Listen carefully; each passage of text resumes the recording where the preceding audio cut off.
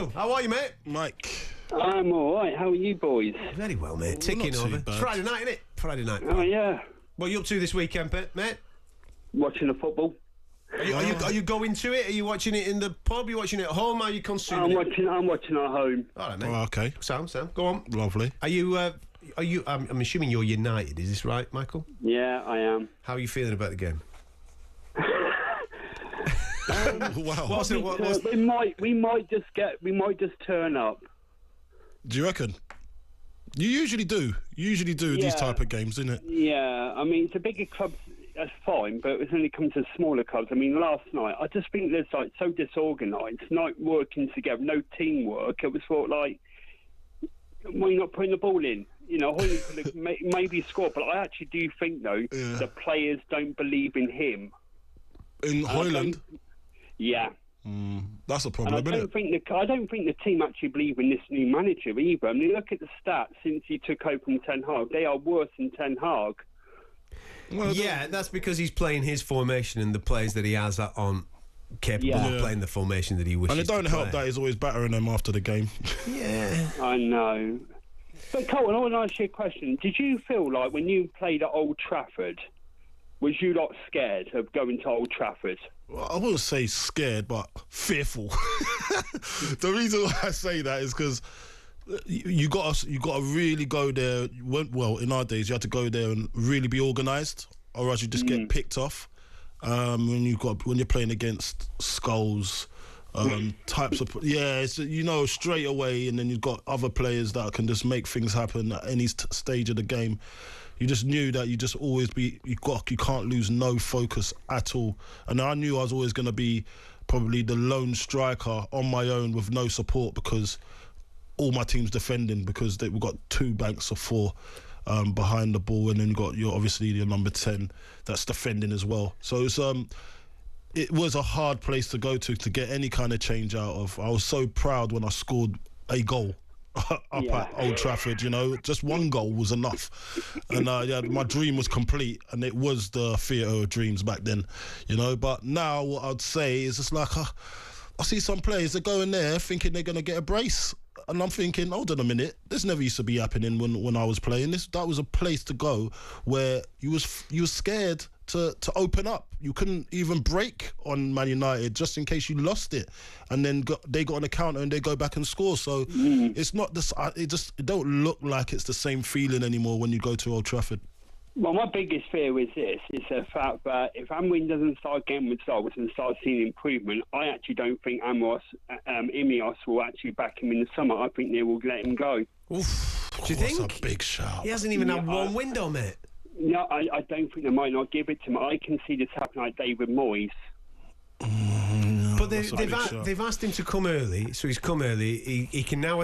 Obviously, it's not working at the moment, but he needs a window, doesn't he, to be able to bring in the lads that he needs. That window, but you don't know what they're thinking. I mean, like, they've made some bad appointments since Ineos took over. They brought in, obviously, Dan Ashworth. Look where he's gone. Yeah. Jason Wilcox, he wants to go, apparently. What? Already? Wants to go. Nah, where are you hearing these rumours? Where are you getting this speculation from? I just look at the United channels, the different ones. But, I mean, it's just like, could it happen? Could there be a They case can't, mate. They can't get rid of him. No, there's no way. That's just... They can't afford to lose money. I mean, the problem you got now at United, this is the biggest problem you have now. So Alex Ferguson leaving, obviously David Gill and obviously Martin Edwards leaving. The Glazers have been treating this football club like Football Manager. They have spent billions of pounds on players who really, when you think about it, none of them have really all been misses. The only hit we've had since Ollie took over was Bruno Fernandes. Since then, what we've had? We've had flops. Well, Cristiano was a good one, I felt, for them. Cristiano, when he came back. It's a no-brainer. Cristiano's always going to do okay, isn't he? Yeah. He's always going to do okay. Has everyone... Look, how many flops have they had? They haven't had that many flops. They've had a few. Like, how many are we talking here? All of them? They've had a few. I mean, it's weird, isn't it? Because, I mean, the Anthony situation, you look at that. It's not worked at Man United. He's gone to Betis and he's ripping the gaff up. Mate, you might get Ballon d'Or. Calm down. Can you imagine? Then you just got to look at Man United. Something over there, isn't it? Yeah, it is. It's absolutely something. It's a spiritual thing over at Man United, I think. Something's going on. Something's going on. Maybe it's too big for some of these players. Maybe I don't know what it is. It's an attitude thing. Such a big club. Clive, you're Arsenal, aren't you, mate? I am indeed, boys. How are you? Very well, Clive. Come on, mate. What do you want to talk about? Well, listen to that United fan. I'm definitely glad I'm an Arsenal fan right now. I know we're not going to win the league, but I'm definitely a lot happier. Do you? Well, you scored some good goals the other night, so you must be happy with actually not having a recognised striker and still scoring that amount of goals. Can you transfer that into the Premier League? Yes, but it's going to be. The league's over, guys. Let's be honest. Yeah. My big thing is obviously the Champions League, the quarterfinals. Yeah. And whoever we face, either be Real or Atletico. Yeah. I think the big thing is going to be if we get Saka and Martinelli back, because I think they should hopefully be back start of April. But if we have those guys, you never know. Right. Yeah. I know what you're saying, but it's going to take some time for them to even get to the heights that they were getting to. At this stage, you are. I think it's a shoe-in with you being 7-1 up. You're going. You're in that game, right? So you're in that game. You're going to be playing, like you've just said, either Real or Atletico in the next thing. Yeah. Now, given the tenure that Arteta's had, he's had a good few years at it now. He's had a good look at it. Yeah. Even with the odd injury there and everywhere, would you expect your squad by this stage of this manager's tenure to be capable of being able to compete with either one of those sides? The squad. Okay, so guys, I'm not talking about the reality of it. I'm talking about the length of time that he's had. Should the squad be at a standard that can compete now with the Real Madrid and Atletico at this stage of a Champions League competition?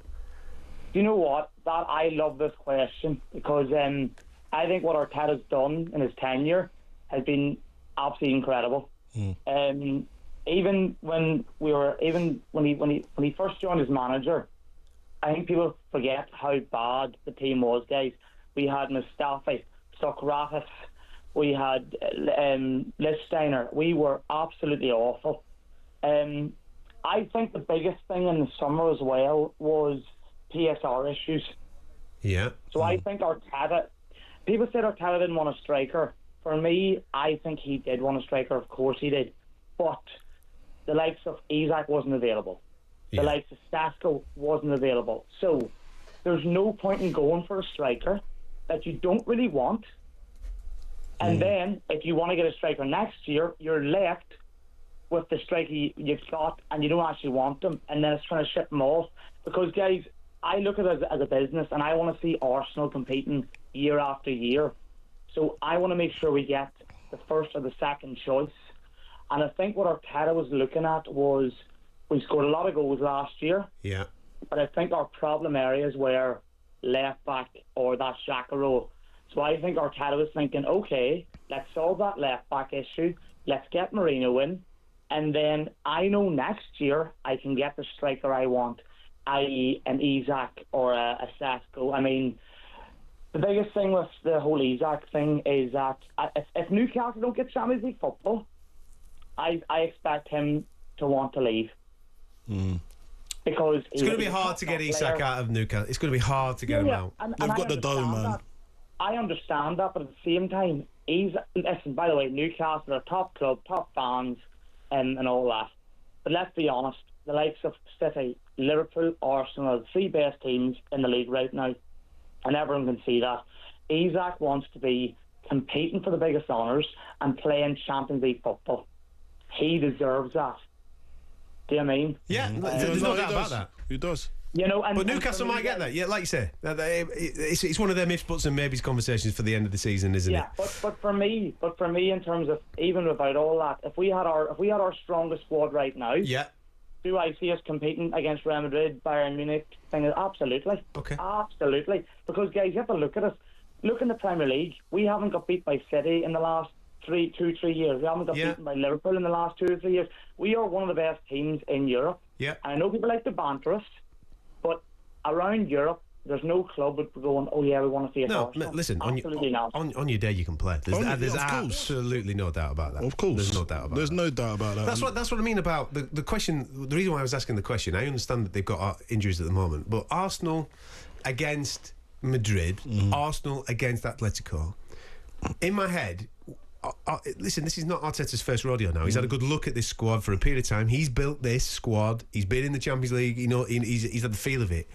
He should now be at that stage where he can pick a side to go away, get a result. I mean, look at what Liverpool did midweek, mate. Yeah. Right? They got leathered. They got leathered all over the place. And they came away 1-0 winners. Because they hung on in there. All right, the keeper's had a worldie. But you need that. You need a couple of lads to maybe have a bit of a worldie away from home. Step up to the plate and do the business. They've got that. Stay in the game. And then you would back Liverpool to go and seal it at home. Difference between Liverpool and, I'd say, Arsenal. I just think Liverpool might have, and someone said it before, Liverpool probably got more world-class players in their team. I'd agree with that. And they've been a unit for longer. This manager's only just come in, though. Yeah, that's true. But he's not. I know the blocks have been built by Klopp. I know that. So he hasn't really had to. All he has to do is rejig a few things here and there. But what I'm saying is that Arteta should now have the wherewithal to be able to go and navigate something like this. He should have. Yeah, he should do, but I think some of his key players are not there, and that's where he'll always have an excuse. On AM, on DAB, via the talkSPORT app and on your smart speaker. talkSPORT.